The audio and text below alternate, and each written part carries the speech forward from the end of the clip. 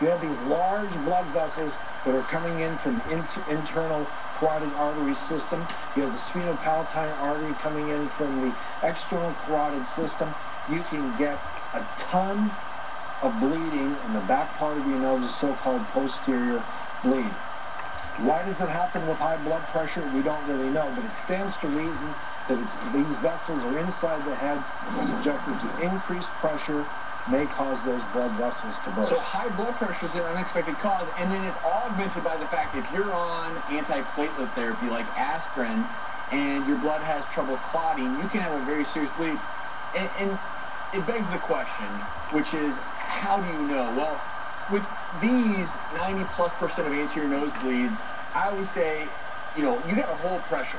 Hold pressure for a while. Exactly. Some books 5, 10, 15 minutes, and we tell people to sit up, slightly lean forward, and put pretty good pressure on the front without nose. checking every 30 seconds, because again, you're trying to get it to clot. But if it's a posterior bleed, this isn't going to do anything. This is happening back. Exactly. If you do it for 15 minutes, you may want to try it again. If that's not helping, you're really feeling that blood going down the back of your throat, you need to get into the emergency room. You need somebody to really look inside the nose, shrink it down, and probably you have to pass a balloon that you pass through the nose, like so, to put pressure on the back of the nose, and then on top of that, you add nasal packing to totally fill that nasal cavity to put pressure on all those blood vessels. Even an anterior run-of-the-mill nosebleed, you're going to get some drainage to the back of your throat, some blood. But these posterior bleeds, the reason it's dangerous, there's so much bleeding, and it's because of those bigger vessels. It's profuse bleeding. It's like you're choking on the blood. It can scare you to death. Good stuff, Dr. Orton. Thank you.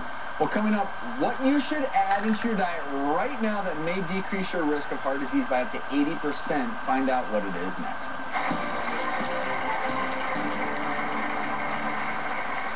Tomorrow on The Doctors. Let Valentine's Day with the Doctors take Valentine's night to a whole new level. Am I feeling lovely? 4 ways to send your sex drive into overdrive. This is going to shock you. With expert tips from sexpert Dr. Ruth. I know who is sexually satisfied and who's not. Plus, Suzanne Summers makes medical history. I was able to regrow my breast, taken by breast cancer. All new on The Doctors tomorrow. And then on Wednesday. Demi Moore's 911 call controversy. And what are the medical dangers of the symptoms described? Seizures, anxiety, racing heart. These are not typical with marijuana. New Doctors. Coming up on Wednesday. Food, meat flavor. Flavor, meat food.